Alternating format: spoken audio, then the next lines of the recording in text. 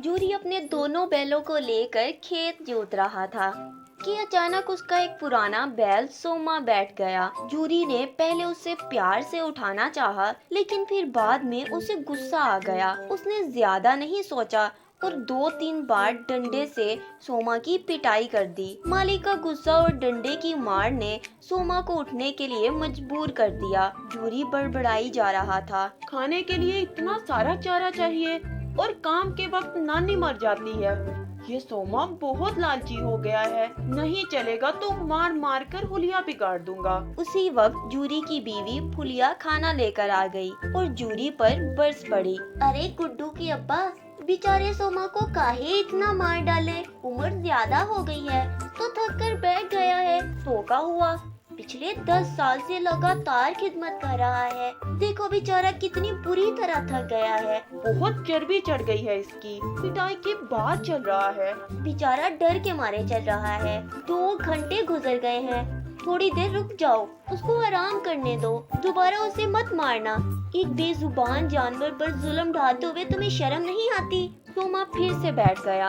उसे अपने मालकिन फुलिया की हमदर्दी का अंदाजा हो गया था। जूरी को फिर से गुस्सा आ गया, लेकिन फुलिया के डर से डंडा नहीं उठा पाया। सोमा ने बड़ी राहत भरी नजरों से फुलिया को देखा और आराम करने लगा। साथ वाला बैल मोंगा चुपचाप खड़ा था। शायद उसे भी सोमा पर तरस आ रहा था। वो दिल ही दिल खुश भी हो रहा था कि सोमा की वजह से उसे भी आराम करने का मौका मिल गया है। फुलिया चली गई और जूरी ने डंडा फिर से उठा लिया। बैल मोंगा ने फौरन से सोमा को इशारा किया और सोमा ना चाहते हुए भी उठ खड़ा हुआ और जुताई शुरू हो गई। कुछ देर के बाद जूरी दोनों बैलों को लेकर घर आ गया। सोमा से खड़ा भी नहीं हुआ जा रहा था। हद तो तब हुई कि जब थोड़ी देर बाद ही जूरी दोनों बैलों को बैलगाड़ी के पास ले आया।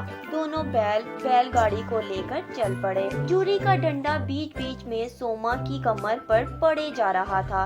बेजुबान सोमा बेचारा लाचार होकर आगे बढ़ता चला जा रहा था। सोमा बूढ़ा हो चुका था, इसलिए उसके जिस्म में वो ताकत नहीं रह गई थी। ये बात जूरी कहाँ समझने वाला था। वो बस अपनी खुदगर्जी की वजह से सोमा से सारा काम करवाना चाहता था।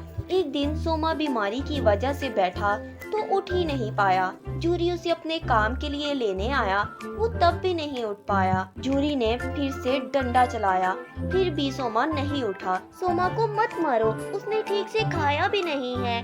उसकी तबीयत ठीक नहीं है, डॉक्टर को बुलाओ। तुम्हें बीमारी की हालत में कोई मारे तो कैसा लगेगा? ठीक है, इसे मैं डॉक्टर को दिखाऊंगा। अरे हाँ, इसने तो चारा भी नहीं खाया। शाम को डॉक्टर के पास ले जाऊंगा। शाम हुई और जूरी सोमा को अपने साथ लेकर चल पड़ा। कुछ दूर चलने के बाद एक दूसरा मोहल्ला आ गया। जूरी ने आवाज दी तो एक शख्स सामने आया। वो एक किसाई था।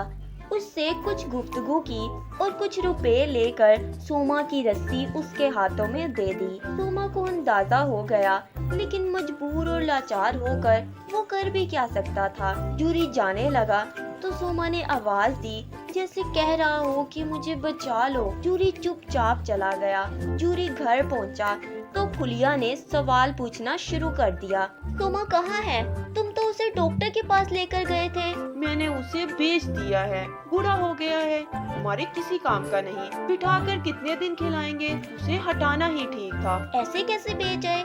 बूढ़ा हो गया तो क्या हुआ? क्या हम अपने बूढ़े माँ बाप को अपने घर से हटा देते हैं? चलो मैं अपने सोमा को वापस लाऊंगी। तुम एक नंबर के धोखेबाज इंसान हो। मेरा सोमा बीमार था, उसका इलाज करवाना तो दूर उसे बेच कर चले आए। चलो मेरे साथ, मैं अपने सोमा को वापस लाऊंगी। जूरी को मजबूर होकर फुलिया को अपने साथ किसाई के यहाँ जाना ही पड़ा। फुलिया जब किसाई के यहाँ पहुँची तो सोमा नीचे जमीन पर लेटा हुआ था। उसकी बीमारी बढ़ गई थी।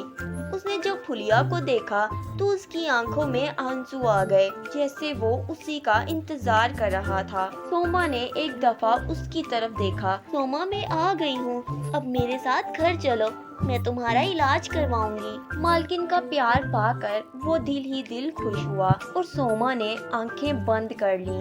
اور خاموش ہو گیا کیونکہ اس کی جان نکل چکی تھی۔ اس کی سانسیں مالکن کے آخری دیدار کا ہی انتظار کر رہی تھی۔ خلیہ اپنے پیارے سوما پر سر رکھ کر رونے لگی۔ Thanks for watching. Please subscribe to